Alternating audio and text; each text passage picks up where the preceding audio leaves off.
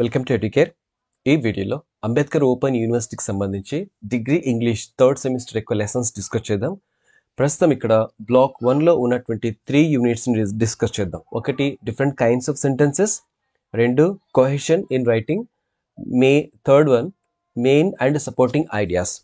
చాలామంది స్టూడెంట్స్కి open degree English అంటే ఈ సెమిస్టర్ వాళ్ళకు చాలా భయంగా ఉంటుంది. ఎందుకంటే గ్రామర్ బేసిక్ లేనటువంటి వాళ్ళు అసలు ఈ సెమిస్టర్ ఎగ్జామ్ ఎలా రాయాలని చెప్పేసి టెన్షన్ పడుతూ ఉంటారు. మీరు ఇప్పుడు ఆ టెన్షన్ అంతా పక్క పెట్టండి. ఎడ్యుకేర్ మీకు కావాల్సినంత సమాచారం అంతా కూడా ఇస్తుంది. ఈ వీడియో విన్న తర్వాత మీకు ఒక కాన్ఫిడెన్స్ అనేటువంటిది వస్తుంది, ఎగ్జామ్ నేను రాయగలను అని చెప్పేసి. ఎందుకంటే అంత సింపుల్గా ఎడ్యుకేర్ మీకు మెటీరియల్ అందిస్తుంది కాబట్టి. దీంతో పాటు చాలామంది స్టూడెంట్స్ రిక్వెస్ట్ పెట్టారనమాట, థర్డ్ సెమ్ కూడా చేయండి అని చెప్పేసి. నేను ఆల్రెడీ ఫస్ట్ సెమ్ చేశాను, టోటల్ టెక్స్ట్ బుక్ చేశాను, ఒరిజినల్ టెక్స్ట్ బుక్ చదివే నేను ఇక్కడ మీకు లెసన్స్ చెప్తాను. కాబట్టి మీకు ఎగ్జామినేషన్లో మ్యాక్సిమం క్వశ్చన్స్ అలాగే ఆన్సర్స్ రాయడానికి వీలయ్యే విధంగా ఇక్కడ నేను మీకు ఇస్తున్నాను. దీంతోపాటు చాలామంది స్టూడెంట్స్, పేద స్టూడెంట్స్ ఉంటారు ఓపెన్ డిగ్రీలో, ఇంగ్లీష్ బేసిక్స్ లేని వాళ్ళు ఉంటారు, గ్రామర్ తెలియని వాళ్ళు ఉంటారు అని చెప్పేసి వాళ్ళందరికీ అర్థమయ్యే విధంగా చాలా సింపుల్గా జస్ట్ మీరు ఒక హాఫ్ అన్ అవర్ లేదా ఒక 40 మినిట్స్ వింటే చాలు, కంప్లీట్గా ఈ బ్లాక్ అయిపోయే విధంగా నేను ఈ వీడియోని డిజైన్ చేస్తాను. కాబట్టి పూర్తిగా వినండి. కొంత స్లో అనుకుంటే మీరు వీడియో స్పీడ్ పెంచి మరలా రిపీటెడ్గా వినండి చాలు. మీరు ఎగ్జామినేషన్లో, ఎస్పెషల్గా ఇంగ్లీష్ ఎగ్జామినేషన్లో తప్పకుండా పాస్ అవుతారు. Okay, let us start this. ఇక్కడ ఫస్ట్ యూనిట్ ఏంటంటే డిఫరెంట్ కైండ్స్ ఆఫ్ సెంటెన్సెస్. ఈ ఫస్ట్ యూనిట్లో ఉన్నటువంటి డిఫరెంట్ కైండ్ ఆఫ్ సెంటెన్సెస్కి చదవడానికి ముందు ఏంటంటే అసలు సెంటెన్స్ అంటే ఏంటి, ఆ సెంటెన్స్లో ఏముంటాయి ఏంటి అనేటువంటి చూద్దాం. మీకు ఈ టాపిక్ అంతా కూడా, ఈ బ్లాక్ 1లో ఉన్నటువంటి సంవత్సరం అంతా కూడా సెంటెన్సెస్ గురించి, అవి ఎన్ని రకాలు, అవి ఎలా ఉపయోగిస్తారు అనేటువంటి విషయాలే ఉంటాయన్నమాట. ఓకే, ఫస్ట్ సెంటెన్స్ అంటే ఏంటి? జనరల్గా మనం ఒక లైన్ని సెంటెన్స్ అనుకోవచ్చా అంటే చెప్పలేం. ఎందుకంటే దాంట్లో కొన్ని రకాలైనటువంటి భాగాలు ఉండాలి, కొన్ని రకాలైనటువంటి ముఖ్యమైనటువంటి కీవర్డ్స్ అందులో ఉండాలన్నమాట, ఎలిమెంట్స్ ఉండాలి. అప్పుడు ఉంటేనే అది ఒక సెంటెన్స్ అవుతుంది. దాంతోపాటు మళ్ళీ అవి ఉంటేనే అది సెంటెన్స్ అవుతుందంటే అది కూడా కాదు. ఎందుకంటే ఆ సెంటెన్స్, ఆ ఎలిమెంట్స్ ఉండాలి, దాంతోపాటు కంప్లీట్గా మీనింగ్ ఇవ్వాలి. ఎవరైతే చెప్పదలుచుకున్నారో ఆ విషయం కంప్లీట్గా అర్థం అవ్వాలి, అప్పుడే దాన్ని మనం సెంటెన్స్ అంటాం. ఇక బేసిక్గా చూసుకుంటే మనకి ఇక్కడ sentences are grammatical units made up of subject and predicate. జనరల్గా సెంటెన్స్ అనేటువంటిది ఏ విధంగా తయారవుతుందంటే ఇది ఒక గ్రామాటికల్ యూనిట్, ఇది ఒక సబ్జెక్టు ఒక ప్రెడికేట్తో తయారవుతుంది. మళ్ళీ సబ్జెక్ట్ ప్రెడికేట్ ఏంటంటే సెంటెన్స్ స్టార్టింగ్లో ఉన్నటువంటిది సబ్జెక్ట్ అంటారు, దాని తర్వాత ఉన్నదంతా కూడా ప్రెడికేట్ అంటారు. ఒక ఎగ్జాంపుల్ చూస్తే మీకు అర్థమవుతుంది. Arisha was writing a letter yesterday. Arisha ఏదైతే ఉందో సెంటెన్స్ స్టార్టింగ్లో దాన్ని సబ్జెక్ట్ అంటారు. ఆ తర్వాత ఉన్న పార్ట్ అంతా చూడండి, was writing a letter yesterday, ఇదంతా కూడా ప్రెడికేట్. మళ్ళీ ప్రెడికేట్ ఏం చెప్తుందంటే సబ్జెక్ట్ ఏం చేస్తూ ఉందో దాని గురించే తెలియజేస్తూ ఉంటుందన్నమాట. సబ్జెక్ట్ గురించి చెప్పేది ప్రెడికేట్. ఓకేనా, అదనమాట. ఇందులోనే ఆబ్జెక్ట్ ఉంటుందన్నమాట. సో ఇక్కడ అరీషా ప్లేస్లో ఏ పేరైనా ఉండొచ్చు, లేదా ఏ ప్రొనౌన్ అయినా ఉండొచ్చు, హీ, షీ, ఇట్, ఏదైనా ఉండొచ్చు. అవన్నీ కూడా సబ్జెక్ట్ కిందకే వస్తాయి. Letters. Sentences are basic units of paragraph. చూడండి, ఒక పారాగ్రాఫ్ తయారు చేయాలంటే బేసిక్ యూనిట్స్ ఏం కావాలి మనకు? సెంటెన్సెస్ కావాలి. ఆ సెంటెన్సెస్ పర్ఫెక్ట్గా ఉంటేనే ఆ పారాగ్రాఫ్ అనేటువంటిది మీనింగ్ఫుల్గా ఉంటుంది. ఇక్కడ ఇవి ఎలా అవుతాయి ఏంటనేటువంటి చూద్దాం. కొన్ని స్టేట్మెంట్స్ ఉంటాయి, కొన్ని క్వశ్చన్స్ ఉంటాయి, ఇష్యూస్ ఆర్ కమాండ్స్ ఉంటాయి, టు మేక్ అండ్ ఎక్స్క్లమేషన్స్ ఉంటాయి. సో ఇవన్నీ కూడా అంటే they can be use to make. ఈ సెంటెన్సెస్ని ఎలా ఉపయోగపడతాయి, ఏందుకు ఉపయోగిస్తామంటే కొన్ని స్టేట్మెంట్స్ చేయడానికి ఉపయోగిస్తాం, కొన్నిసార్లు క్వశ్చన్స్ అడగడానికి, ఇన్వైట్ చేయడానికి, కమాండ్ చేయడానికి, ఆర్డర్ చేయడానికి, కొన్ని రకాలైనటువంటి ఆశ్చర్యార్థకమైనటువంటి ఫీలింగ్స్ని ఎక్స్ప్రెస్ చేయడానికి, టు మేక్ అన్ ఎక్స్క్లమేషన్ అన్నారు. సో ఇలాంటి వాటికి మనం సెంటెన్సెస్ని ఉపయోగిస్తాం. ఇప్పుడు మీకు సెంటెన్స్ అంటే ఏంటి అవగాహన వచ్చింది కదా. ఇప్పుడు కైండ్స్ ఆఫ్ సెంటెన్సెస్ చూద్దాం, ఎన్ని రకాలు ఉంటాయి ఏంటంటే చూద్దాం. ఇక్కడ చూస్తే ఫస్ట్ డిక్లరేటివ్ సెంటెన్స్ లేదా సింపుల్ సెంటెన్స్ అని కూడా అంటారు, interrogative sentences, command or imperative sentences, exclamatory sentences. ఇలా 4 రకాలైనటువంటి సెంటెన్సెస్ మనకున్నాయి. ఫస్ట్ డిక్లరేటివ్ సెంటెన్స్ అంటే ఏంటి చూద్దాం. వీటినే సింపుల్ సెంటెన్స్ అని కూడా అంటారు. ఇందులో ఏముంటుంది? Simple sentence make a statement, express an opinion or declare something. ఏదైనా ఒక ఒపీనియన్ని తెలియచేయడానికి, ఒక స్టేట్మెంట్ని ఇవ్వడానికి, లేదా ఒక విషయాన్ని డిక్లేర్ చేయడానికి మనం ఈ డిక్లరేటివ్ సెంటెన్స్ని ఉపయోగిస్తాం. ఎలా ఉంటాయి? For example, it may rain today, ఈరోజు వర్షం పడవచ్చు.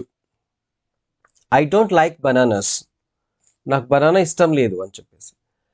I always speak truth. చూడండి ప్రతి సెంటెన్స్ పక్కల రెడ్ డాట్ ఉంది ఇక్కడ. దీని అర్థం ఏంటంటే ఈ డిక్లరేటివ్ సెంటెన్సెస్ చివరన ఒక ఫుల్ స్టాప్ ఉంటుంది, ఎండ్లో ఫుల్ స్టాప్ తప్పకుండా ఉంటుంది. మీకు ఎగ్జామినేషన్లో ఇక్కడ ఇచ్చేటువంటి వాటిలో డిక్లరేటివ్ సెంటెన్స్ ఏదో కనుక్కోండి అంటాడు. అలాంటప్పుడు ఫుల్ స్టాప్ దేని దగ్గర అయితే ఉందో అదే మీకు డిక్లరేటివ్ సెంటెన్స్ అవుతుంది. It may rain today, I don't like bananas, always speak the truth, ఇవన్నీ ఉన్నాయి కదా. ఇవన్నీ స్టేట్మెంట్స్ ఉన్నాయి, ఒపీనియన్స్ ఉన్నాయి, డిక్లరేషన్స్ కూడా ఇందులో ఉన్నాయన్నమాట. ఐ డోంట్ లైక్ బనానాస్ అంటే ఇక్కడ డిక్లేర్ చేస్తారు నేను బనానాస్ తినను అని చెప్పేసి. ఇట్ మే రైన్ టుడే నీ ఒక స్టేట్మెంట్ అనమాట, నీ యొక్క ఒపీనియన్ కూడా. ఈరోజు పడచ్చేమో, వాన పడచ్చేమో అని నువ్వు అనుకుంటున్నావు, నీ ఒపీనియన్ అది. ఆల్వేస్ స్పీక్ ద ట్రూత్, ఇది ఒక స్టేట్మెంట్, అందరూ కూడా నిజమే మాట్లాడాలి అనేటువంటిది అనమాట. సో వీటి తర్వాత ఎండింగ్లో ఏముంటుందంటే ఒక ఫుల్ స్టాప్ ఉంటుంది. ఆ ఫుల్ స్టాప్ ఉన్నటువంటి వాటిని సింపుల్ సెంటెన్స్ లేదా డిక్లరేటివ్ సెంటెన్స్ అని అంటారనమాట. దీన్ని ఇంకో రకంగా పీరియడ్ అని కూడా అంటారు. పీరియడ్ అంటే ఫుల్ స్టాప్ని ఇంకో పదం ఏంటంటే పీరియడ్ అని. Okay, let us start. Next one. A simple sentence has the most basic elements of a sentence. చూడండి సింపుల్ సెంటెన్స్ లో మోస్ట్ బేసిక్ ఎలిమెంట్స్ ఏమున్నాయంటే ఒక సబ్జెక్ట్ ఉంటుంది, అలాగే ఒక వర్బ్ కూడా ఉంటుంది, దాంతోపాటు ఒక థాట్ కూడా ఉంటుంది. ఎందుకంటే ఆ సింపుల్ సెంటెన్స్ లో ఒక సబ్జెక్టు, వర్బ్, థాట్ ఇవన్నీ ఉన్నాయంటే అది సింపుల్ సెంటెన్స్. ఇంకోటి ఇది కంప్లీట్ గా మీనింగ్ ఇస్తుంది అనమాట. ఫర్ ఎగ్జాంపుల్ బాయ్ ఉందనుకుందాం, లేదా రైట్, ఈ రెండు పదాలు ఉన్నాయి. బాయ్ అనేటువంటిది ఒక సబ్జెక్ట్ అయితే రైట్ అనేటువంటిది ఒక వర్బ్ అయితే దీంతో ఒక సింపుల్ సెంటెన్స్ ఎలా తయారు చేయొచ్చు? The boy is writing a letter కదా. ఆ థాట్ అనేటువంటిది ఏంటి? రైటింగ్ ఎ లెటర్ అనేటువంటి థాట్ కిందికి వస్తుంది. The boy is nothing but subject, is writing verb, ఇక్కడ మెయిన్ వర్బ్ ఉంది కాబట్టి రైటింగ్ వర్బ్ అవుతుంది. థాట్ ఏంటంటే అతను ఏం చేస్తా ఉన్నాడు? ఒక లెటర్ రాస్తా ఉన్నాడు, ఇది ఒక థాట్ అనమాట. సో అంటే ఒక సింపుల్ సెంటెన్స్ లో సబ్జెక్ట్, వర్బ్, థాట్స్ ఇవన్నీ కూడా ఉంటాయి. ఇవన్నీ ఈ మూడు కూడా బేసిక్ ఎలిమెంట్స్. ఇవి ఉంటేనే ఒక సెంటెన్స్ కంప్లీట్ అవుతుంది, లేకపోతే కంప్లీట్ కాదు. Next interrogative sentences. Interrogative sentences అంటే క్వశ్చనింగ్ చేయడం అనమాట, ప్రశ్నలు అడగడం. ఇలా ప్రశ్నలు అడగడాన్ని మనం ఇంటరాగేషన్ అని అంటారు. పోలీసులు ఏం చేస్తారు? ఇంటరాగేషన్ చేస్తారు కదా, అలా అనమాట. Interrogative sentences are those that ask questions. They begin with the question words such as what, which, where, when, how and why. ఇలాంటి పదాలతో ఇవి స్టార్ట్ అవుతాయి అన్నమాట. The punctuation mark at the end of an interrogative sentence is always a question mark. వీటి చివరన ఒక question mark ఉంటుంది. For example, what do you want from me? Question mark చివరిగా ఉంది. Which color suits you best? Where is the book I kept here? When will you return from Bombay? How is Mr. Rajan now? ఇవన్నీ కూడా ప్రశ్నలు. ఈ ప్రతి sentence చివరన ఒక question mark ఉంది. ఇలా క్వశ్చన్ మార్క్ ఉంటే ఏమవుతుందంటే దాన్ని మనం ఇంటరాగేటివ్ సెంటెన్స్ అంటాం. డిక్లరేటివ్ సెంటెన్స్ చూడండి, ఫుల్ స్టాప్ ఉంది. ఇంటరాగేటివ్ సెంటెన్స్కి ఏంటి? క్వశ్చన్ మార్క్ ఉంది. నెక్స్ట్ ఎగ్జాంపుల్ చూద్దాం. Why do you worry so much about them? ఇలా అనమాట క్వశ్చన్ మార్క్స్. సో ఇక్కడ చూడండి ఇవన్నీ కూడా దేంతో స్టార్ట్ అయ్యంటే WHతో స్టార్ట్ అయ్యాయి. What, which, where, when, how, why ఇవన్నీ కూడా. నెక్స్ట్ చూద్దాం command or imperative sentences. The word imperative means absolutely, necessary or unavoidable. Imperative అంటే దాని అర్థం ఏంటంటే నెససరీ అని చెప్పేసి, అబ్సల్యూట్లీ నెససరీ చాలా తప్పనిసరి అయినది. అన్అవాయిడబుల్ అది అవాయిడ్ చేయడానికి వీలు కానిది అనమాట, అంటే తప్పకుండా చేయాల్సింది అని చెప్పేసి. So an imperative sentence makes it unavoidable for the listener to ignore what you tell them to do. ఏదైతే చెప్పేశారో మీకు ఆ పని మీరు తప్పకుండా చేయాల్సింది. ఆ పని నుంచి ఎట్టి పరిస్థితుల్లో కూడా తప్పించుకోలేనటువంటి పని ఏదైతే చెప్తారో అలా చెప్పేటువంటి సెంటెన్సెస్ ని మనం ఇంపరేటివ్ సెంటెన్సెస్ అంటారు, లేదా కమాండ్ అని కూడా అంటారు. ఇవి ఎలా ఉంటాయి? Invitations, request, command or any order. Come to the cinema with me this evening. చూడండి ఇందులో ఇంపరేటివ్స్ లో ఒక ఇన్విటేషన్ కూడా ఉంటుంది, రిక్వెస్ట్ ఉంటుంది, కమాండ్ ఉంటుంది. ఇక్కడ చెప్పినటువంటి సెంటెన్స్ ఏంటంటే come to the cinema with me this evening. ఒక ఇన్విటేషన్ అనమాట, అంటే ఇన్వైట్ చేస్తున్నాం, మన దోస్తులను అడుగుతాం కదా, అరే ఈరోజు సినిమాకి పోదాం అని చెప్పేసి గట్లా. Please don't sit on my chair, ఇది request. Don't sit on my chair అంటే ఇది ఆర్డర్ అవుతుంది. Please don't sit on my chair ఇది రిక్వెస్ట్ అవుతుంది. క్లోజ్ ద డోర్, ఇక్కడ ఎలాంటి ప్లీజ్ లేదు, ఇది ఆర్డర్ అనమాట. క్లీన్ యువర్ కబోర్డ్, ఇది command. Make sure you check the weather there before you pack your bags, ఇది advice. Please check, make sure, okay, ఇవన్నీ కూడా ప్లీజ్ ఎన్ష్యూర్, ఇవన్నీ కూడా అడ్వైస్ కిందకి వస్తాయి. అంటే మనకు అడ్వైజెస్ ఉన్నాయి, రిక్వెస్ట్ ఉన్నాయి, ఇన్విటేషన్స్ ఉన్నాయి, కమాండ్స్ ఉన్నాయి. Be respectful towards your elders, ఇది ఒక advice. Eat all the food on your plate, ఇది రిక్వెస్ట్ కావచ్చు, డిమాండ్ కావచ్చు, ఓకే, ఏదైనా ఒకటి కావచ్చు. ఇలా చూడండి, వీటి చివరన ఒక ఫుల్ స్టాప్ ఉంది, కొన్ని చోట్లేమో కామా ఉంది, మ్యాక్సిమం ఇక్కడ ఆశ్చర్యార్థకం లేదా ఫుల్ స్టాప్ ఉంటాయి అన్నమాట. సో ఇవన్నీ కూడా దేని కిందకి వస్తాయంటే ఇంపరేటివ్ సెంటెన్స్ కిందకి వస్తాయి లేదా కమాండ్స్ అంటారు. సో మీరు ఈజీగా ఏంటంటే ఇంపరేటివ్ సెంటెన్స్లో ఇన్విటేషన్స్ ఉంటాయి, రిక్వెస్ట్లు ఉంటాయి, కమాండ్స్ ఉంటాయి, ఆర్డర్స్ ఉంటాయి, ఇవన్నీ కూడా ఇంపరేటివ్ సెంటెన్స్ కిందకి వస్తాయి. Next exclamatory sentences. ఈ ఎక్స్క్లమేటరీ సెంటెన్స్ ఎలా ఉంటాయంటే చాలా సడన్గా వచ్చేటువంటి ఫీలింగ్స్ని తెలియచేసేటువంటివి ఉంటాయి. ఎలా? An exclamatory sentence is also a declarative sentence but it is stated with a lot of emotions. ఇవి డిక్లరేషన్ సెంటెన్సెసే, కానీ ఇవి ఎక్కువగా ఎమోషన్స్, సడన్గా వచ్చేటువంటి ఎమోషన్స్ని తెలియచేస్తూ ఉపయోగిస్తాం. ఎలా? ఇలా అనమాట. For example, what a wonderful party it was, how beautiful the flower look and so colourful two, how I wish I can come with you, how fast the bullet train runs, ఇలా అనమాట. So ఇక్కడ కొన్ని ఈ టేబుల్లో ఉన్నటువంటి కొన్ని words చూడండి. ఒకవైపు వర్డ్స్ ఉన్నాయి, ఇంకోవైపు ఎమోషన్స్ ఉన్నాయి. ఈ వర్డ్స్ ఏమో ఈ ఎమోషన్స్ని తెలియచేస్తాయి. వావ్, ఇవి దేన్ని తెలియచేస్తాయి? వండర్, అంటే మనం ఆశ్చర్యపోయినప్పుడు తెలియచేస్తాయి అనమాట.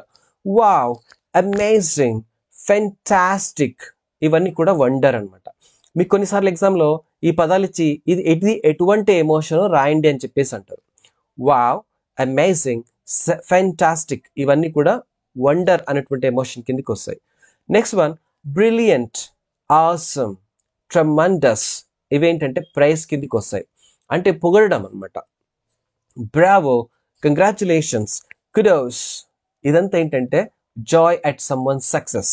ఎవరైనా ఒకరు విజయం సాధిస్తే వాళ్ళను మనం మెచ్చుకుంటే ఇలా చెప్తాం, బ్రేవో అని చెప్పేసి. లేదా ఇంకొకటి కంగ్రాచులేషన్స్, ఇది కామన్గా అందరికీ తెలుసు. కుడోస్, కుడోస్ అంటే కూడా కంగ్రాచులేషన్స్ లాంటిదే అనమాట. నెక్స్ట్ షేమ్, డిస్గస్టింగ్, అంటే ఇది అనాయన్స్, అది చూస్తే చాలా గలీజ్గా ఉండటం, అలాంటప్పుడు ఏంటంటే షేమ్ లేదా డిస్గస్టింగ్ అని చెప్తాం అనమాట. ఫివ్ అంటే జస్ట్ టేకింగ్ రిలాక్స్ అనమాట. సడన్గా ఏదైనా ఒక పెద్ద ఇష్యూ నుంచి బయటపడితే రిలాక్స్ అవుతాం కదా, రిలీఫ్ తీసుకుంటాం కదా, దాన్ని మనం ఇక్కడ ఫివ్ అని చెప్పేసి అంటారు. When punctuating an exclamatory sentence, the exclamation mark should be at the end of the sentence and not in the middle. ఎప్పుడైనా కానీ ఒక సెంటెన్స్ రాసేటప్పుడు, ఎక్స్క్లమేటరీ సెంటెన్స్ రాసేటప్పుడు దాని యొక్క ఎక్స్క్లమేషన్ మార్క్స్ ఎక్కడ ఉండాలి అంటే సెంటెన్స్ చివరన ఉండాలి, మధ్యలో ఉండకూడదు. ఇది ఇక్కడ చూడండి, fantastic, V one the match, ఇది రైటా? రాంగ్. ఎందుకంటే ఇక్కడ ఎక్స్క్లమేషన్ మార్క్స్ మధ్యలో ఉంది, ఫెంటాస్టిక్ తర్వాత ఉంది. యాక్చువల్ ఎక్కడ ఉండాలి? అది చివరన ఉండాలి, మ్యాచ్ పక్కలో ఉండాలి. కాబట్టి ఇది ఒక రాంగ్ సెంటెన్స్. ఇప్పుడు రైట్ చూద్దాం. Fantastic, V one the match, ఇక్కడ ఎక్స్క్లమేషన్ మార్క్ ఉందన్నమాట, ఇది రైట్. సెంటెన్స్ స్ట్రక్చర్స్, ఇక్కడ టైప్స్ ఆఫ్ సెంటెన్సెస్ చూద్దాం. ఈ సెంటెన్స్ స్ట్రక్చర్లో టైప్స్ ఆఫ్ సెంటెన్సెస్ ఏంటి అనేటువంటిది క్లియర్గా డిస్కస్ చేద్దాం. Sentences can be of 4 different types depending on their structure. The 4 types of sentences are simple sentence, complex sentence, compound sentence and complex and compound sentences. ఇలా 4 రకాలుగా ఉంటాయి. What are phrases and clause? First దానికంటే ముందు ఒక sentence తెలుసుకోవడానికి ముందు మనం phrase అంటే ఏంటి, క్లాజ్ అంటే ఏంటి దాన్ని తెలుసుకోవాలి. First, a phrase is a group of words standing together as a single unit and as a part of a clause. Phrase అంటే ఏంటి? జస్ట్ గ్రూప్ ఆఫ్ వర్డ్స్ అనమాట. ఇవి రెండు కూడా ఈ గ్రూప్ ఆఫ్ వర్డ్స్ అన్నింటిని కలిపి ఒక ఫ్రేజ్ అంటారు. అది దేంట్లో ఉంటాయి, దేంట్లో భాగం అంటే ఒక క్లాజ్లో భాగం. మరి క్లాజ్ అంటే ఏంటి అంటే a clause on the other hand is a group of related words with a subject and verb. ఆ క్లాజ్ అంటే ఏంటంటే ఇది కూడా గ్రూప్ ఆఫ్ వర్డ్సే, కాంబినేషన్ ఉంటుంది అనమాట. అయితే ఇందులో సబ్జెక్ట్ ఉంటుంది, వర్బ్ ఉంటుంది. మళ్ళీ ఫ్రేజ్లో ఉండదంటే ఉండదు, జస్ట్ గ్రూప్ ఆఫ్ వర్డ్స్ ఉంటాయి అంతే. దాన్ని మనం ఫ్రేజ్ అంటాం. అది కంప్లీట్గా మీనింగ్ కూడా ఇవ్వదు. అలా మీనింగ్ ఇవ్వనటువంటి గ్రూప్ ఆఫ్ వర్డ్స్ని మనం ఫ్రేజ్ అంటాం. మీనింగ్ ఇచ్చేటువంటి గ్రూప్ ఆఫ్ వర్డ్స్ని మనం క్లాజ్ అంటాం. దాంట్లో సబ్జెక్ట్ ఉంటుంది, ఒక వర్బ్ ఉంటుంది అనమాట. A clause can be an independent clause making complete sense by itself or dependent clause on another part of the sentence to complete the sense. అంటే ఈ క్లాజ్లు మళ్ళీ రెండు రకాలు ఉంటాయి. ఒకటేమో డిపెండెంట్ క్లాజ్, ఇంకొకటి ఇండిపెండెంట్ క్లాజ్. ఇండిపెండెంట్ క్లాజ్ అంటే తను ఏ దాని మీద డిపెండ్ కాకుండా, పక్కలో ఉన్నటువంటి ఏ సెంటెన్స్ మీద డిపెండ్ కాకుండా పూర్తిగా మీనింగ్ ఇస్తుంది. ఇది డిపెండెంట్ క్లాజ్ అంటే దాని యొక్క మీనింగ్ ఇవ్వడానికి ఇండిపెండెంట్ క్లాజ్ మీద డిపెండ్ అవుతుంది అనమాట. చూడండి, వాటి పేరులోనే ఉంది, ఇండిపెండెంట్, స్వేచ్ఛగా ఉంటుంది, అది అంతకదే మీనింగ్ ఇస్తుంది కంప్లీట్గా. డిపెండెంట్ ఒక దాని మీద డిపెండ్ అయితే తప్ప దాని యొక్క మీనింగ్ పూర్తిగా మనం అర్థం చేసుకోలేం. The first clause makes a complete sentence by itself is called main clause. ఏదైతే ఒక క్లాజ్ కంప్లీట్గా మీనింగ్ ఇస్తుందని చెప్పేసి అన్నాం కదా, దాన్ని మనం మెయిన్ క్లాజ్ అంటాం. For example, the boys were playing. పిల్లలు అక్కడ ఆడుకుంటున్నారు. ఎస్, ఇందులో ఏదైనా డౌట్ ఉందా? లేదు, నో, క్లియర్, కంప్లీట్గా క్లియర్గా ఉంది. A clause which is dependent on the main clause for completion of sense is called dependent or subordinate. ఒక క్లాస్ మీద డిపెండ్ అయి తన యొక్క పూర్తి మీనింగ్ ఏదైతే ఇస్తుందో దాన్ని మనం సబార్డినేట్ క్లాస్ లేదా డిపెండెంట్ క్లాజ్ అని అంటారు. డిపెండెంట్ క్లాజ్కి ఇంకొక వర్డ్ ఏంటంటే subordinate clause. A simple sentence has the most basic element that make up a sentence. A subject, a verb and a completed thought about the subject. ఒక simple sentence అంటే ఏంటి? ఇంతకుముందు మనం చెప్పుకున్నాం. అందులో ఒక సబ్జెక్ట్ ఉంటుంది, ఒక వర్బ్ ఉంటుంది, దాంతోపాటు కంప్లీట్ థాట్ కూడా ఉంటుంది. దేని గురించి? ఆ సబ్జెక్ట్ గురించి. A boy, for example, a boy is writing a letter అంటే ఆ బాయ్ ఏం చేస్తున్నాడు? ఒక లెటర్ రాస్తా ఉన్నాడు. అతను చేసేటువంటి పని యొక్క కంప్లీట్ థాట్ ఉంది అక్కడ కదా.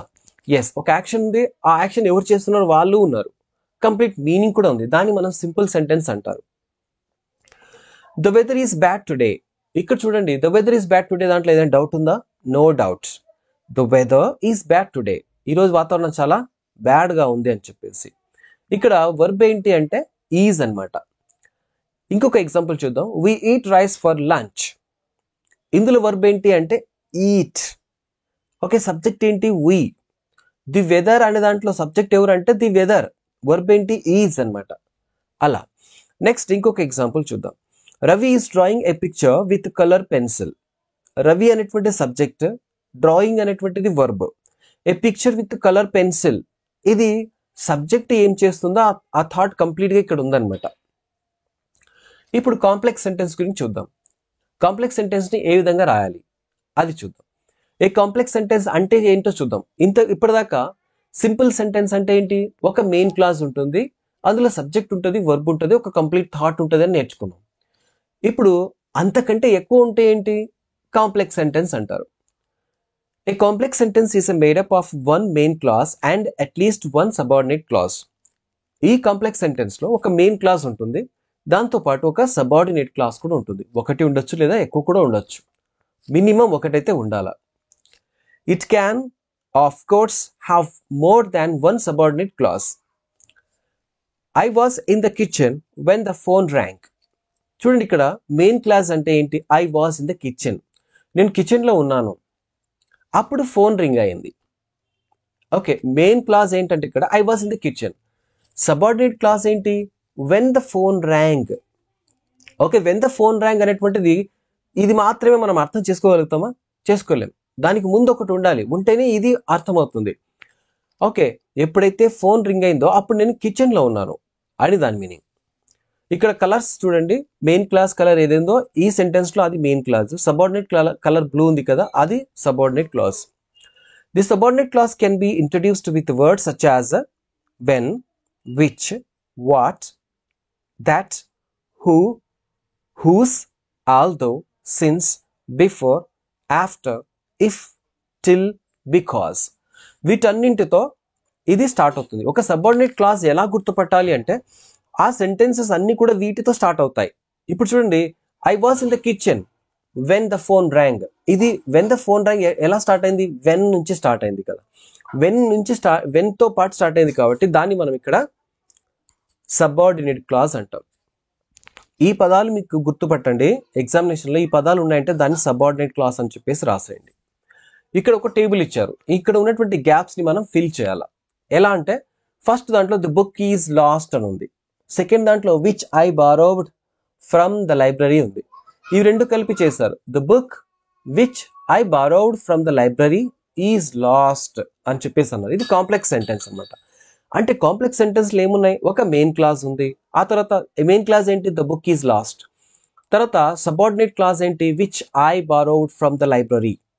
ఓకే, ఇది అనమాట. ఇవి రెండు కలిపి ఏం చేస్తారు? ఇక్కడ ఒక కాంప్లెక్స్ సెంటెన్స్ చేశారు. The book which I borrowed from the library is lost. Okay, main clause తర్వాత ఒక కామా, ఓకే, ఇంకొక క్లాస్ తర్వాత ఇంకొక కామా. అంటే క్లాజెస్ ఎక్కువగా ఉన్నప్పుడు మనం రెండు కామాలు ఉపయోగిస్తాం. నెక్స్ట్ సెంటెన్స్ చూద్దాం.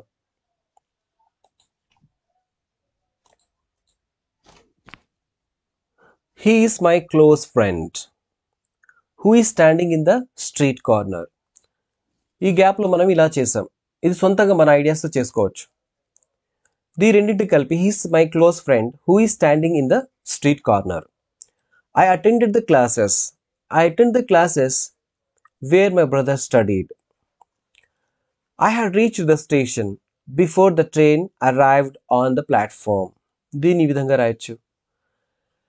You will fall ill if you eat these fruits.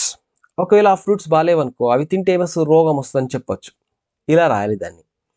I stayed in the classroom till everyone has left. Okay, I stayed in the classroom, comma, till everyone has left. ఇక్కడ ఏవైతే red కలర్లో అంటే orange కలర్లో ఉన్నాయో అవన్నీ కూడా మనకు subordinate clauses. అవి దీంతో స్టార్ట్ అయ్యాయి, WH తో స్టార్ట్ అయ్యాయి. Who, where, before, if, because, till, వీటితో స్టార్ట్ అయ్యాయి. నెక్స్ట్ కాంపౌండ్ సెంటెన్సెస్ చూద్దాం. ఈ కాంపౌండ్ సెంటెన్సెస్ అంటే, కాంపౌండ్ అంటే ఏంటంటే ఒకటి ఇంకొకటి కలిపి ఒకటి చేయడం, రెండింటిని కలిపి ఒకటి చేయడం, దాన్ని ఇక్కడ కాంపౌండ్ సెంటెన్స్ అంటాం. ఈ సెంటెన్స్ ని ఎలా రాయాలి చూద్దాం.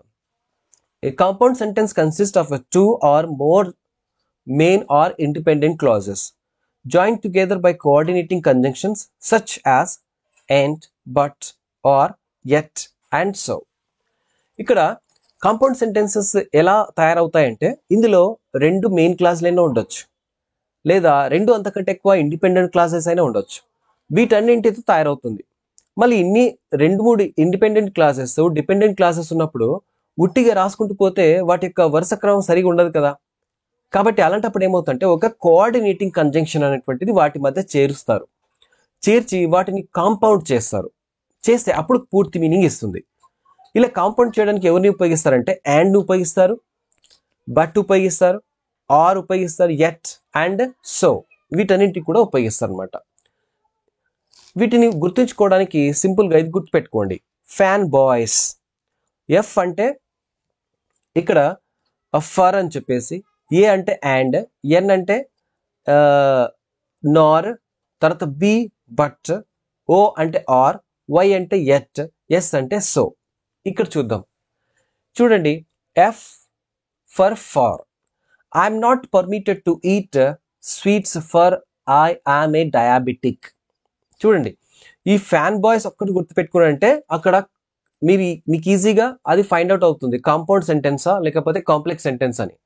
కాంప్లెక్స్ సెంటెన్స్లో అయితే ఇవన్నీ ఉండవు, కాంపౌండ్లో మాత్రమే ఇవన్నీ ఉంటాయి. కాబట్టి ఇది గుర్తుపెట్టుకోండి. అంటే ఇక్కడ ఏమొచ్చింది మనకు? ఫర్ అని వచ్చింది. అంటే ఇది ఒక కాంపౌండ్ సెంటెన్స్. నెక్స్ట్ ఏ అంటే ఏంటి? ఇక్కడ and. They shot me and left me there to die. And వచ్చింది. అంటే ఇక్కడ రెండు చూడండి, దే షూట్ మీ ఇదొక main clause, left me there to die ఇదొక మెయిన్ క్లాస్. ఈ రెండు మెయిన్ క్లాజ్లను జత చేయడానికి ఒక కోఆర్డినేటింగ్ కంజంక్షన్ ఉపయోగించాం. అదేంటంటే ఇక్కడ అండ్ అనమాట. నెక్స్ట్ చూద్దాం. He is not స్టింగీ Nar he A spend thrift. నార్ అనేటువంటిది ఇక్కడ మనకు coordinating conjunction. I can speak English but I don't know any grammar rules. ఇక్కడ ఉపయోగించింది ఏంటి? But. You should start now or you will miss the train. Or he was sleepy yet he continued to watch the movie. Yet the geyser was spoiled so I had to take a cold water bath.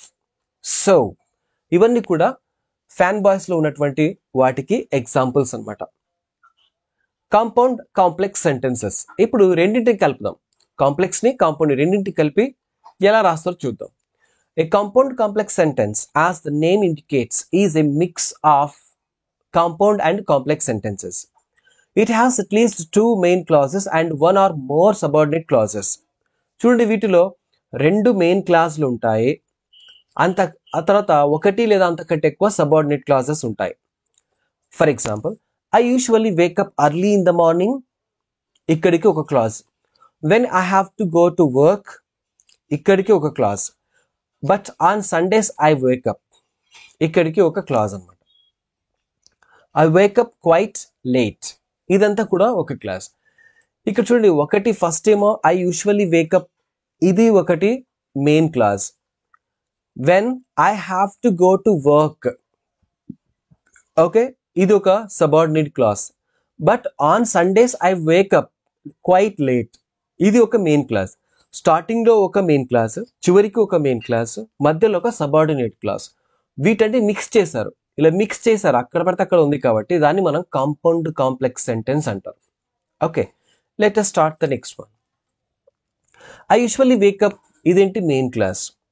When I have go to work, ఇది subordinate clause. But ఉంది అక్కడ on Sundays I wake up quite late, ఇది main clause అనమాట. అయితే ఇక్కడ I usually అనే దానికి first main clause కి సబార్డినేట్ క్లాస్ ని యాడ్ చేశారు. దేని ద్వారా? వెన్ తో. అలాగే సబార్డినేట్ క్లాస్ కి మళ్ళీ మెయిన్ క్లాస్ కి లింక్ పెట్టారు. దేంతో? బట్. ఓకేనా? బట్ తో అక్కడ లింక్ పెట్టారు అనమాట. అంటే ఇక్కడ సబార్డినేట్ క్లాస్ ఉంది, మెయిన్ క్లాస్ కి సబార్డినేట్ క్లాస్ కి మధ్య ఒక కోఆర్డినేటింగ్ కంజంక్షన్ బట్ అనేటువంటిది ఉపయోగించారు. ఇప్పుడు దాకా మనం ఏం డిస్కస్ చేస్తాం, ఒక్కసారి రీక్యాప్చులేషన్ చేద్దాం. ఈ యూనిట్ లో మనం సెంటెన్సెస్ గురించి చూసాం. ఇవన్నీ కూడా 4 టైప్స్. ఒకటి declarative, interrogative, imperative and exclamatory. A declarative sentence makes a statement and an interrogative sentence asks a question. An imperative sentence issues a command or a request, or an exclamatory sentence expresses an omission. There are also 4 types of sentence structures: simple, complex, compound and compound complex. A simple sentence has one main class with one verb. A complex sentence has one main class and one or more subordinate clauses joined with the subordinating conjunctions. A compound sentence has 2 or more main classes joined by coordinating conjunctions. A complex compound sentence has 2 main clauses and one or more subordinating clauses. ఇది sentences గురించి. Next unit కి వెళ్దాం. Cohesion in writing. Cohesion in writing అంటే ఏంటి? ఈ unit లో మనం cohesion అంటే ఏంటి, అలాగే దాని యొక్క అవసరం ఏంటి, రాసేటప్పుడు దాన్ని ఎలా ఐడెంటిఫై చేయాలి, ఎలా తయారు చేయాలి, వాటికి లింక్స్ ఎలా పెట్టాలి అనేటువంటి అన్ని కూడా మనం ఇందులో చూస్తాం. జనరల్ గా కోహెషన్ అంటే ఏంటి అంటే లింక్ అన్నమాట. అంటే మనం చెప్పేటప్పుడు ఇన్ని మాటలు నేను చెప్పాను, ఒకటి తర్వాత ఒకటి లింక్ చేసి మీకు చెప్తే మీకు అర్థమైంది. అలా కాకుండా నేను కచ్చిపిచ్చి చెప్పేసి ఉంటే, జిగ్జాగ్ చెప్పి ఉంటే మీకు అర్థం కాదు. అటుది అటు చెప్తే మీకు అసలు అర్థమే కాదు. అలా కాకుండా ఒక ఐడియా కంప్లీట్ గా వచ్చే మాదిరిగా నేను సెంటెన్స్ అన్నింటిని కూడా ఒకటి తర్వాత ఒకటి చేర్చి ఒక ఆర్డర్లో పెట్టి మీకు చెప్పాను కదా, దాన్నే కోహెషన్ అంటారు. ఇంకొక మీనింగ్ చూద్దాం. కోహెషన్ అంటే యునైటింగ్ లేదా స్టిక్కింగ్ టుగెదర్ అని చెప్పేసి. ఒక యంత్రంలో ఉన్నటువంటి అన్ని వస్తువులను ఒకటి తర్వాత ఒకటి పేర్చి మనం రన్ చేస్తే ఏమవుతుంది, అది రన్ అవుతుంది. అంటే యూనైట్ అవుతాయి అన్ని కూడా. అవి ఒక పెద్ద వస్తువులా తయారైపోతుంది. ఒక బైక్ ఉందంటే ఆ బైక్ లో వీల్స్, టైర్స్, హ్యాండిల్, తర్వాత ఇంజిన్ లో ఉన్నటువంటి చిన్న చిన్న పార్ట్స్ అన్ని కలిసి అన్ని కొహెషన్ అయ్యి ఏమవుతుందంటే ఒక బైక్ అవుతుంది, లేకపోతే అది కాదనమాట. ఒకటికొకటి స్టిక్ అవ్వడం, అంటే ఒక చక్రం తిరిగిందంటే ఇంకొక చక్రం తిరుగుతుంది, దాని తర్వాత ఇంకొకటి తిరుగుతుంది. అంటే ఒక దాని యొక్క మూమెంట్ మిగతా వాటన్నిటికి కారణమవుతుంది. అలా అన్నమాట. దాన్ని మనం ఇక్కడ కొహెషన్ అంటారు. Cohesion is the grammatical and lexical linking with in a text are sentence. Grammatical గా లింక్ చేయడం, లెక్సికల్ అంటే మీనింగ్ పరంగా లింక్ చేయడాన్ని మనం ఇక్కడ కొహెషన్ అని అంటారు. While writing, we need to make words, sentences, and paragraphs stick together or have some links to achieve a clear and logical flow of thought. మనం రాసేటప్పుడు కొన్ని వర్డ్స్ అవసరం వస్తాయి, సెంటెన్సెస్ అవసరం వస్తాయి, పారాగ్రాఫ్స్ రాస్తాం. అలాగే ఆ పారాగ్రాఫ్స్లో ఉన్నటువంటి ఐడియాస్ని ఒక ఐడియాకి ఇంకొక ఐడియాకి లింక్ చేస్తూ ఉంటాం. ఇలా ఉంటేనే మనం అనుకున్నటువంటి విషయం పూర్తిగా అక్కడ రీడర్కి అర్థమవుతుంది. ఒకవేళ లేకపోతే అర్థం కాదనమాట. దీని యొక్క అవసరం ఏంటో చూద్దాం. Need for cohesion in writing. రాసేటప్పుడు మనకు ఈ కొహెషన్ యొక్క ప్రాముఖ్యత ఏంటి చూద్దాం. Cohesion in writing is vital for sequencing and linking ideas, failing which the piece of writing will look like disjointed piece.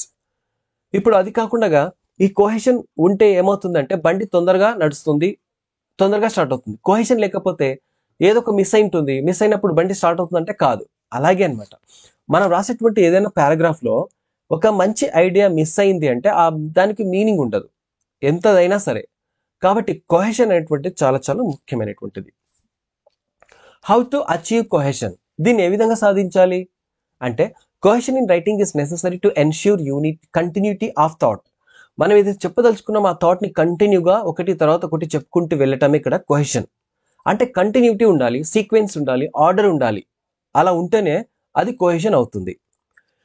It can be achieved at the word level, phrase level, sentence level and even paragraph level to draw the attention.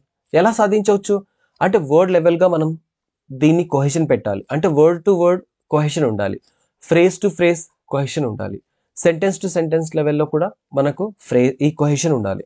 అలా ఉంటే నీకు కంప్లీట్గా ఒక paragraph అవుతుంది. ఆ paragraph చదివితే రీడర్కి కంప్లీట్గా ఒక ఐడియా అనేటువంటిది వస్తుంది అనమాట. There are many tools or cohesive devices that we can use in order to achieve this bonding of ideas. Cohesive devices are referred to as a transition words or linkers. ఇక్కడ cohesive devices ని ఈ విధంగా కూడా అంటారు, transition words అంటారు లేదా linkers అని కూడా అంటారు అనమాట. ఇక్కడ కొన్ని లింకర్స్ ఉన్నాయి, చూద్దాం. యూజింగ్ సినానిమ్స్, ఇవన్నీ ఇక్కడ చెప్పినటువన్నీ కూడా డివైసెస్ అనమాట. Using synonyms, pronouns, contrast words, cause and effect words, emphasising words, example words and so on. ఇప్పుడు మీరు ఎంతవరకు అర్థం చేసుకున్నారో చూద్దాం. కొహెషన్ అంటే ఏంటి ఇక్కడ ఇచ్చారు, చెప్పండి. కొహెషన్ అంటే ఏంటి? లింక్ చేయడం, యునైట్ చేయడం, కంటిన్యూస్గా ఒక ఐడియాని రాయడం. Second question, cohesion in writing is important for, దేనికోసం ఇంపార్టెంట్?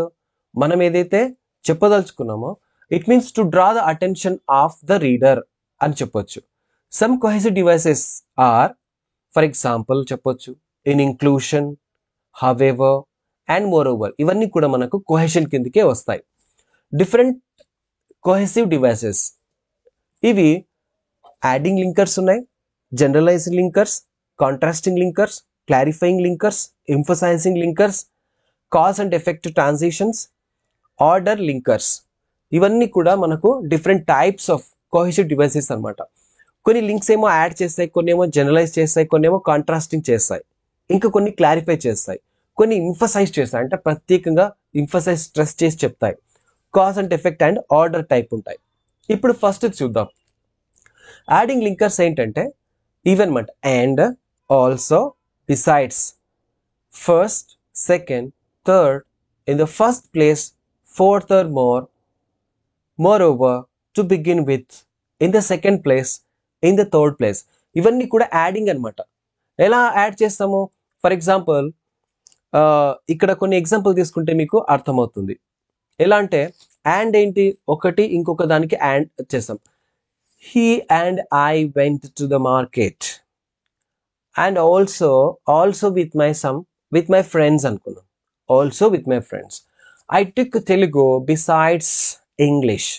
ఇంగ్లీష్తో పాటు తెలుగు కూడా తీసుకున్నా, లేదా తెలుగుతో పాటు ఇంగ్లీష్ తీసుకున్నా అదనంగా అని చెప్పేసి. అంటే యాడింగ్ లింకర్స్ అంటారు వీటిని. అలాగే ఫస్ట్ ప్లేస్లో ఈయన వచ్చాడు, సెకండ్ ప్లేస్లో ఈయన, థర్డ్ ప్లేస్లో ఈయన, ఇలా చెప్పడానికి కూడా వీటిని ఉపయోగిస్తాం. ఇప్పుడు జనరలైజ్డ్ లింకర్స్ చూద్దాం. ఇవి ఎలా ఉంటాయంటే ఇన్ జనరల్ అని ఉంటాయి. ఇన్ జనరల్ చాలాసార్లు మాట్లాడేటప్పుడు ఇన్ జనరల్ చెప్తే యాక్చువల్గా అంటారు కదా, అలాంటిది అనమాట. Usually, as a rule, in most cases, on the whole, etcetera. ఇవన్నీ కూడా మనకు జనరలైజ్డ్ లింకర్స్ అనమాట. For example, in general I neither borrow money nor lend to anyone. నేను అప్పు తీసుకోను, నేను అప్పు ఇవ్వను జనరల్గా అని చెప్పేసి అంటున్నాడు. As a rule I never answer unknown numbers on my phone. As a rule అంటే ఒక రూల్గా నేను ఎవరైనా అన్నౌన్ నంబర్స్ వస్తే వాళ్ళకు నేను రెస్పాన్స్ ఇవ్వను అని. In most cases I am known to be a man who helps those in need. చాలా కేసెస్లో ఎవరికైతే అవసరం ఉంటుందో అప్పుడు నేను వాళ్ళకు హెల్ప్ చేస్తాను అంటాడు. On the whole, people nowadays don't seem to have any time for leisure activities like reading or playing games. ఇలా అనమాట. నెక్స్ట్ కాంట్రాస్టింగ్ లింకర్స్ అంటే ఇవి ఎట్లా ఉంటాయంటే వ్యతిరేకంగా ఉంటాయి అనమాట. వ్యతిరేకంగా ఉన్నటువంటి ఐడియాస్ని రెండు సెంటెన్సెస్లో వ్యతిరేకమైనటువంటి ఐడియాస్ లింక్ చేయడానికి దీన్ని ఉపయోగిస్తారు. For example, in spite of, nevertheless, yet, however, although, even so, whereas. ఒక ఎగ్జాంపుల్ చూద్దాం. In spite of bad weather they went ahead with their plans for a picnic. Bad weather ఉన్నా కూడా వాళ్ళు picnic వెళ్ళారు. ఇక్కడ చూడండి కాంట్రాస్టింగ్ ఎలా, weather ఏమో చాలా బ్యాడ్గా ఉంది, జనరల్గా టూర్ క్యాన్సిల్ కావాలి, కానీ వాళ్ళు ఏం చేశారు, వెళ్ళారు. In spite of bad weather ఉన్నప్పటికీ వాళ్ళు వెళ్ళారని చెప్పేసి. Next, where as everyone expected him to fail the examination he did quite well. అందరూ కూడా వాడు ఫెయిల్ అవుతాడు అనుకుంటే పాస్ అయ్యారు. ఎలా పాస్ అయ్యాడంటే ఎడ్యుకేట్లో లెసన్స్ విన్నాడు కాబట్టి, అంతే కదా. He was unwilling to do the job, however his economic condition forced him in to it. ఇష్టం లేదు పని చేయడం, జాబ్ చేయడం, అయినా కూడా ఆర్థిక పరిస్థితి బాగాలేదు కాబట్టి చేయాల్సి వచ్చింది. క్లారిఫైయింగ్ లింకర్స్ వీటిని ఇలా ఉంటాయి. That is to say, to be more ప్రెసిస్, in the other words, namely. ఇవన్నీ కూడా క్లారిఫైయింగ్ లింకర్స్. అంటే ఏదైనా ఒక డైలాగ్ రాసేటప్పుడు లేదా ఒక పారాగ్రాఫ్ రాసేటప్పుడు దట్ ఈస్ టు సే అని చెప్పేసి అంటాం, లేదా to be more precise, in other words, ఇలాంటి పదాలు ఉపయోగిస్తుంటాం. కొన్ని ఎగ్జాంపుల్స్ చూద్దాం. There were several road accidents this month on highway number 1455 to be more precise. My company is letting me to go, in other words they are sacked me. అంటే నా company తీసేసింది అని చెప్పేసి ఇన్ అదర్ వర్డ్స్లో చెప్పాలంటే. ఇలా ఇంకొక పదం కూడా ఉంది చూడండి, ఎంఫసైజింగ్ లింకర్స్. ఇవి ఏంటంటే obviously, of course, as expected, naturally, ఇవన్నీ కూడా మనకు ఎంఫసైజింగ్ లింకర్స్ అనమాట. ఇక్కడ ఒక example, obviously he was rude in his comments but he need not have been punished so severely. చాలా ఆబ్వియస్గా అంటే బయటికి కనిపించే విధంగా వాడు చాలా రూడ్గా ఉంటాడు, కానీ వాడు పెట్టిన కామెంట్స్లో ఏది కూడా పనిషబుల్ కాదు అని చెప్పేసి. ఇంకా కొన్ని ఎగ్జాంపుల్స్ ఉన్నాయి చూడండి, ఎందుకంటే వీడియో లెంత్ ఎక్కువ కాబట్టి కొద్ది జస్ట్ స్క్రీన్ మీద చూపిస్తాను, మెయిన్ పాయింట్స్ మీకు చెప్తా. కాజ్ అండ్ ఎఫెక్ట్ ట్రాన్సిషన్స్ ఇవేంటంటే accordingly, as a result, consequently, for this reason, hence, ఇవన్నీ కూడా కాజ్ అండ్ ఎఫెక్ట్ కిందికి వస్తాయి అండ్ ట్రాన్సిషన్ కిందికి కూడా వస్తాయి. ఎగ్జాంపుల్, దేర్ ఫోర్, ఇవన్నీ కూడా. ఒక ఎగ్జాంపుల్ ఏంటంటే there was a bus strike that day, consequently they had to hire a cab. ఆ రోజు బస్ బంద్ ఉంది కాబట్టి వీళ్ళు ఏం చేస్తారు, క్యాబ్ బుక్ చేసుకోవాల్సి వచ్చింది. చూడండి, కాజ్ అండ్ ఎఫెక్ట్ అనమాట. కాజ్ ఏంటి, బస్సులు బంద్ అయ్యాయి. ఎఫెక్ట్ ఏంటి, వీళ్ళు క్యాబ్ మాట్లాడుకున్నారు. ఆర్డర్ లింకర్స్ చూద్దాం. ఇవి ఎలా ఉంటాయంటే ఆఫ్టర్ వర్డ్స్, సబ్స్క్వెంట్లీ, అంటే వరుస క్రమం చెప్పేటప్పుడు అనమాట, దాని తదనుగుణంగా అని చెప్పేసి అంటారు కదా తెలుగులో, గట్ల. Later on, formerly, meanwhile, next, presently. The man was subsequently made the CEO of the company. చివరికి ఆయన్ని సబ్స్క్వెంట్గా కంపెనీ యొక్క సిఇఓ అయిపోయాడు. అంటే ఒక గ్రేడ్ ప్రకారంగా ఒకటి తర్వాత ఒకటి దాటుకుంటూ వెళ్ళాడు. చివరికి ఆయన ఏమయ్యాడు, CEO అయ్యాడని చెప్పేసి. Okay. India was formally ruled by the British. ఇంతకుముందు ఎవరు పరిపాలించారు అంటే మనకు ఇండియాకు బ్రిటిష్ వాళ్ళు అని. కంక్లూషన్ ఆర్ సమ్మరీ ట్రాన్సిషన్స్, ఇవి ఎలా ఉంటాయంటే to conclude, finally, in brief, on the whole, to summarise etcetera. ఇవన్నీ కూడా కంక్లూషన్ లేదా సమ్మరీ ట్రాన్సిషన్స్ కి సంబంధించినటువంటి linkers. To conclude, cohesive devices serve to make writing more interesting as there is a natural flow of ideas. On the whole, it wasn't such a difficult exercise, was it? ఇక్కడ test your understandings. Cohesion అంటే ఏంటి? Cohesion అంటే bonding లేదా uniting లేదా sticking together అని చెప్పేసి meaning వస్తుంది. ఇది ఎందుకు ఉపయోగిస్తామంటే గుడ్ రైటింగ్ కోసం. It requires cohesion for reader to understand the flow of ideas. ఇది ఉపయోగిస్తే ఏమవుతుంది, రీడర్ ఆ పారాగ్రాఫ్ లో చెప్పినటువంటి ఐడియాస్ ని పూర్తిగా వరుస క్రమంలో అర్థం చేసుకోగలుగుతాడు. This continuity of thought can be achieved by using linkers, also known as the transitional words or phrases. These tools are words, phrases used for different functions, such as adding information, contrasting, clarifying, explaining, a cause and effect, generalizing, sequencing, and so on. Writing style is enhanced with the use of appropriate linkers. వీటిని ఉపయోగించడం వల్ల మన writing skill బాగా పెరుగుతుంది. మన రాసినటువంటి passage ని reader సంపూర్తిగా అర్థం చేసుకోగలుగుతాడు. ఇక్కడ ఒక పారాగ్రాఫ్ ఉంది, దీనికి స్క్రీన్ పాజ్ చేసి మీరు చదవండి.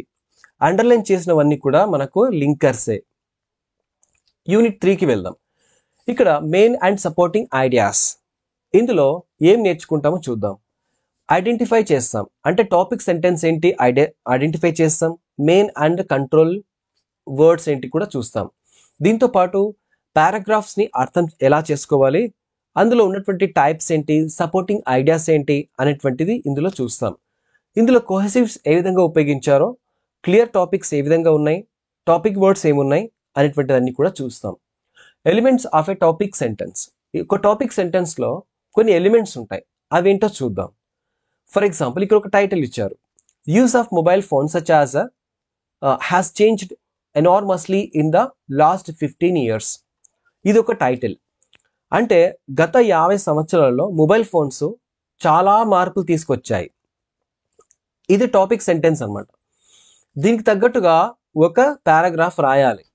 ఎలా రాస్తామో చూడండి, ఇలా రాస్తాం. అంటే జస్ట్ ఒక స్టేట్మెంట్ ఇస్తే ఆ స్టేట్మెంట్ కి సంబంధించినటువంటి పదాలను మనం కలెక్ట్ చేసుకొని ఒక పెద్దగా పారాగ్రాఫ్ రాయడాన్ని మనం ఇక్కడ రైటింగ్ లో మనం ఉపయోగించేటువంటి టాపిక్ సెంటెన్స్ అంటారు. ఓకేనా? ఇక్కడ చూడండి, మెయిన్ సబ్జెక్ట్ ఉంది, controlling idea, mobile phones, the change in the use of mobile phones and changes. ఈ పదాలన్నీ కూడా ఇక్కడ మనం టాపిక్ సెంటెన్స్ కిందకి తీసుకోవచ్చు. అంటే ఒక స్టేట్మెంట్ ఇచ్చేటప్పుడు మనం పారాగ్రాఫ్ రాయమన్నప్పుడు ఆ పారాగ్రాఫ్ లో ఆ టైటిల్ కి సంబంధించినటువంటి పదాలతోనే ఆ పారాగ్రాఫ్ ని పూర్తి చేయడాన్ని టాపిక్ సెంటెన్సెస్ అంటారు. ఇది చాలా సింపుల్ చూడండి, చాలా చాలా సింపుల్. ఓకేనా? Next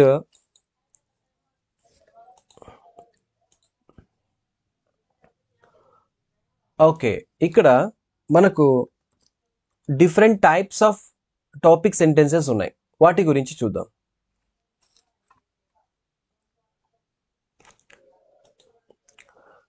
okay, identifying and selecting topics ఉన్నాయి. ఇలా ఎలా ఐడెంటిఫై చేయాలి, ఎలా సెలెక్ట్ చేయాలి అనేటువంటి ఇందులో చూద్దాం. ఇక్కడ చూడండి, బాగా చదివిన తర్వాత మనం ఒక ఐడియాకి వచ్చేస్తాం. ఏంటి అంటే ఈ టాపిక్ పలానా దానికి సంబంధించి ఉంది.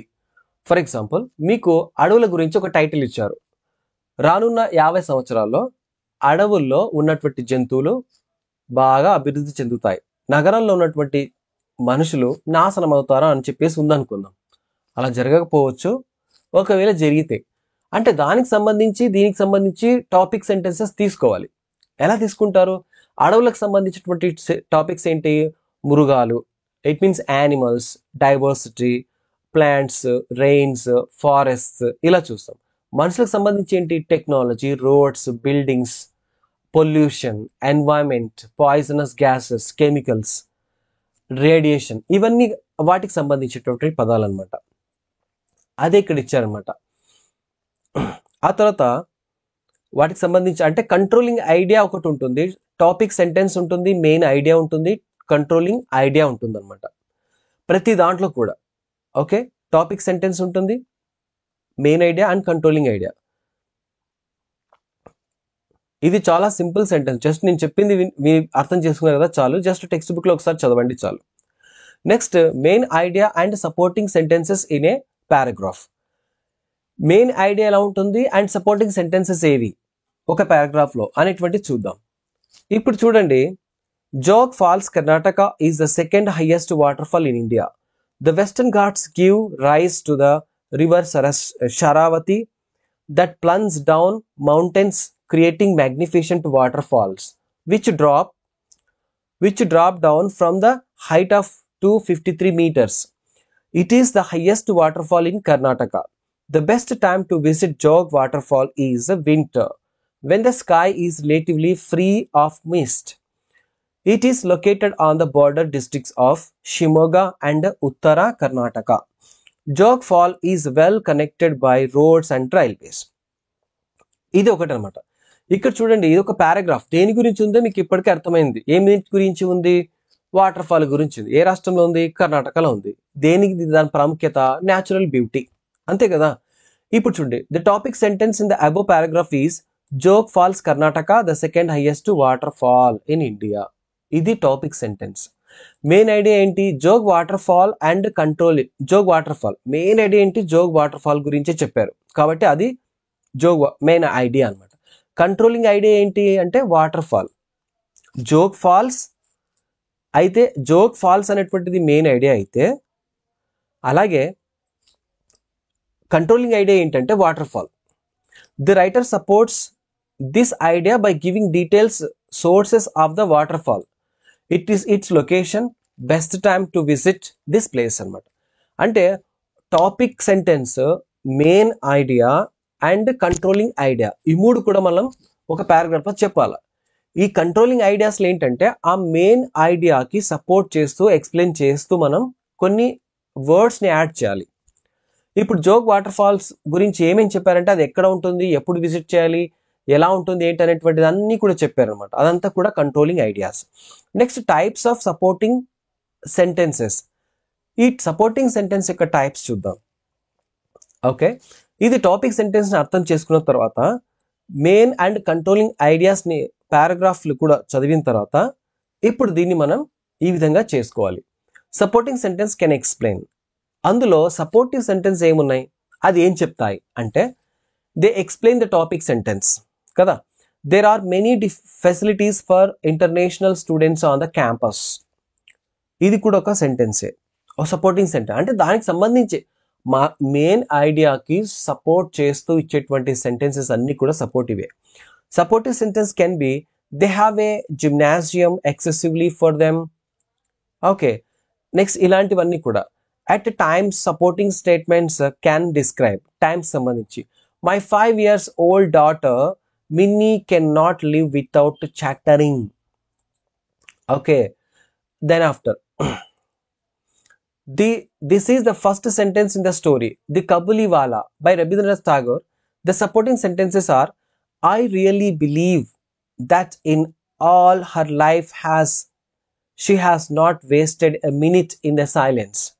Her mother is often vexed at this and would stop her prattle. So ఇట్లా ది కబూలివాలా దాంట్లో రవీంద్రనాథ్ ఠాగూర్ ఇలాంటి సపోర్టివ్ సెంటెన్సెస్ తో స్టార్ట్ చేశాడు అనమాట. Next, supporting sentence also state facts. ఇది ఏం చెప్తాయంటే కొన్ని ఫ్యాక్ట్స్ చెప్తాయి, కొంత రీజన్ ఇస్తాయి, కొన్ని ఎగ్జాంపుల్స్ కూడా ఇస్తాయి. ఇవన్నీ కూడా సపోర్టింగ్ సెంటెన్సెస్. ఓకే, ఇది వీటికి సంబంధించినటువంటి సమాచారం అనమాట. ఇక దీనికి సంబంధించి నేను ఇంకొకటి బ్లాక్ 2 వీడియో కూడా నేను చేస్తాను, దాన్ని కూడా చూడండి. అది ఇది రెండు బ్లాక్ 1, బ్లాక్ 2, బ్లాక్ 3 అన్ని కూడా నేను చేస్తాను. ఒకటి తర్వాత ఒకటి నేను దీంట్లో చేసి ఉంటాను. మీకు ఇక్కడ థంబ్నెయిల్ అయినా వస్తుంది, లేదా డిస్క్రిప్షన్లో దాని లింక్ అయినా ఇచ్చి ఉంటాను. కాబట్టి మీరు అన్ని చూస్తేనే మీకు సిలబస్ కంప్లీట్ అవుతుంది, మీ ప్రిపరేషన్ కూడా కంప్లీట్ అవుతుంది. కాబట్టి అది మీరు తప్పకుండా చూసుకోవాలి. ఇక ఎగ్జామినేషన్ పర్పస్లో మీకు వచ్చేటువంటి క్వశ్చన్స్ చూడండి, ఇక్కడ స్క్రీన్ మీద చూపిస్తున్నాను. A person who has inspired you, ఇక్కడ ఏంటిది ఒక సబార్డినేట్ క్లాస్ అలా చెప్పుకోవచ్చు, లేదా ఇదంతా కూడా ప్రిడికేట్. ఓకే, ఇవన్నీ కూడా చెప్పొచ్చు. సో జస్ట్ ఒక ఎగ్జాంపుల్ కోసం మీకు ఇలా చెప్పానమాట. సో ఇది ఈ టాపిక్కి సంబంధించి నాకు తెలిసి మీకు అర్థమైంది అనుకుంటాను. మీకు ఏమైనా డౌట్స్ ఉంటే కూడా వాటిని కామెంట్ సెక్షన్లో రూపంలో రాయండి, వాటన్నిటి కూడా నేను చేసి పెడతాను. మీరు మాత్రం చాలామంది పేద స్టూడెంట్స్ అని చెప్పేసి మీకు ఫ్రీగా నేను ఒరిజినల్ టెక్స్ట్ చదివి చాలా టైం నాది స్పెండ్ చేసి మీ ముందు ప్రజెంట్ చేశాను. కాబట్టి దీన్ని ఒక లైక్ చేయండి, మీ ఫ్రెండ్స్ గ్రూప్స్ ఉంటాయి కదా వాటన్నిటిలో షేర్ చేయండి. ఎడ్యుకేర్ స్టూడెంట్స్ అందరు కూడా పాస్ కావాలి. వాళ్ళు పాస్ అయ్యారంటే ఎడ్యుకేర్ ఒక ఇన్స్పిరేషన్లో ఉండాలి అనేటువంటిదే నా ఉద్దేశం. Okay, thanks for watching this video. Have a great and wonderful day. Okay, thank you.